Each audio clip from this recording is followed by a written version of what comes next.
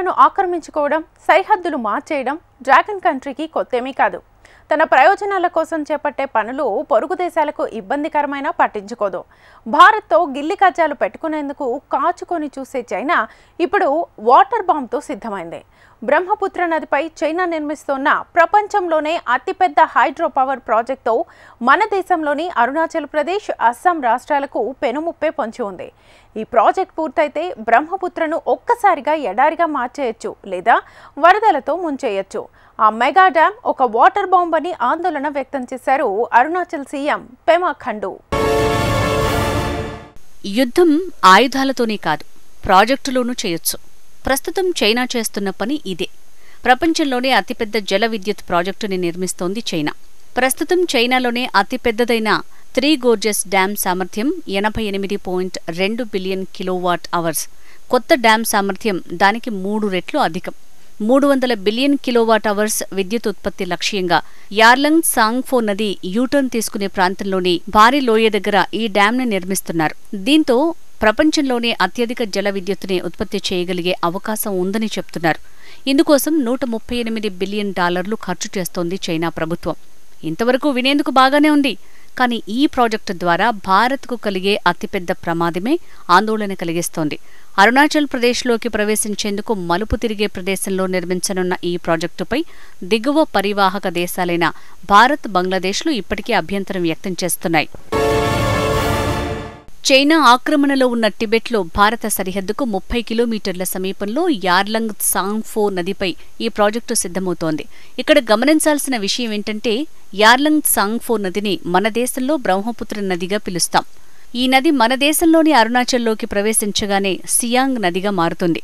అస్సాంలో బ్రహ్మపుత్ర నదిగా పేరు మార్చుకుని బంగ్లాదేశ్లోకి వెళ్తుంది. ఇక అసలు విషయానికొస్తే, చైనా నిర్మిస్తున్న ఈ భారీ జల విద్యుత్ ప్రాజెక్టు కారణంగా మన దేశానికి అపార నష్టం కలిగే అవకాశం ఉంది.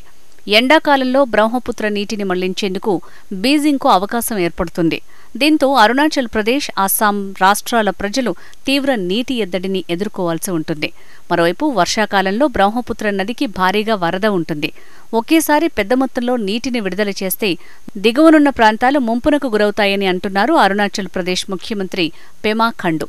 డ్యాం పూర్తయి అకస్మాత్తుగా జలాలను విడుదల చేస్తే తమ సియాంగ్ బెల్ట్ మొత్తం నాశనమవుతుందని, ఆదివాసీలు పూర్తిగా భూములు, ఆస్తులు, చివరికి ప్రాణాలు కూడా కోల్పోతారని ఆందోళన వ్యక్తం చేశారు. तो मान लीजिए अभी वहाँ पे डैम बन जाने के बाद में वो लोग अगर पानी को छोड़ देता है तो हमारा पूरा जो सियांग बेल्ट पूरा ख़त्म हो जाएगा. और वहाँ में खास करके जो ट्राइब है वहाँ पे आदि ट्राइब लोग मैक्सिमम उस बेल्ट में ही बसे हुए हैं. तो वहाँ का पूरा प्रॉपर्टी, उसका ज़मीन, खास करके ह्यूमन लाइफ बहुत काफ़ी डिवास्टेटिंग इफेक्ट होगा. फिर फर्दर आसाम, ब्रह्मपुत्र बहुत डिवास्टेटिंग इफेक्ट होगा. It will go till Bangladesh. तो इसको लेके अभी भारत सरकार के साथ में भी डिस्कस करके इसको एक डिफेंस मैकेनिज्म के तौर पे देख के वहाँ पे एक प्रोजेक्ट हम लोग ने कंसीव किया है कि सियांग अपर मल्टीपर्पज प्रोजेक्ट. ఇక్కడ అతిపెద్ద సమస్య ఏంటంటే, చైనాను అస్సలు విశ్వసించలేం. వారేం చేస్తారో తెలీదు. చైనా నుంచి వచ్చే సైనికపరమైన ముప్పును పక్కన పెడితే ఇది అన్నింటికంటే పెద్ద సమస్య ఈ భారీ జల విద్యుత్ ప్రాజెక్టే. ఏకంగా అస్తిత్వ ముప్పుని కలిగిస్తుంది. ఈ డ్యాంను చైనా వాటర్ బాంబుగా కూడా ఉపయోగించొచ్చు. అరుణాచల్ సీఎం పెమా ఖండు వ్యక్తం చేస్తున్న అనుమానం ఇదే. ఈ భారీ ప్రాజెక్టుతో రక్షణ పరంగానూ భారత్కు సమస్యలు పొంచి ఉన్నాయి. ఒకవేళ యుద్ధ పరిస్థితులు తలెత్తితే ఈ ప్రాజెక్టులో నిల్వ చేసిన నీటిని ఒకేసారి విడుదల చేయటం ద్వారా చైనా వాటర్ బాంబుగా ప్రయోగించే ప్రమాదం ఉంది. तो वहाँ में अरुणाचल का बॉर्डर में वो लोग को प्लान कर रहे हैं कि एक बहुत बड़ा, दुनिया का सबसे बड़ा हाइड्रो पावर प्रोजेक्ट बनाने का, करीबन 60,000 मेगावाट. तो उसको लेके सभी लोग चिंतित हैं. तो हम समर्स में देखिए हमारे वहाँ में भी काफ़ी फ्लडिंग होता है. वो फ्लडिंग असम में होता है. It goes till Bangladesh. तो एक प्रोजेक्ट अगर बड़ा डैम या जो भी स्ट्रक्चर वहाँ तिब्बत में आ जाता है तो हमारा फ्लडिंग जो है वो मॉडरेट हो जाता. ये काफ़ी एक, क्योंकि चाइना इसको लेके एक वाटर बॉम्ब की तरह भी वो लोग यूज़ कर सकते हैं. तो इसको चलते अभी वहाँ के जो हमारा आदि जो ट्राइब्स है उनके साथ में भी सरकार, हम लोग वहाँ पे डिस्कशन कर रहा है. तो अभी हमारे लेवल में एक मीटिंग बहुत ही जल्दी मैं फिक्स करने वाला हूँ इसके बारे में और भी अवेयरनेस लोगों को देने के लिए। చైనా నుంచి పొంచి ఉన్న ప్రమాదాన్ని తగ్గించేందుకు కేంద్ర ప్రభుత్వ సహకారంతో అరుణాచల్ ప్రదేశ్ ప్రభుత్వం సియాంగ్ అప్పర్ మల్టీపర్పస్ ప్రాజెక్టు కోసం కృషి చేస్తోందన్నారు పెమా ఖండు. ఇది మనల్ని మనం రక్షించుకునేందుకు, మన నీటి అవసరాలను తీర్చుకునేందుకని తెలిపారు.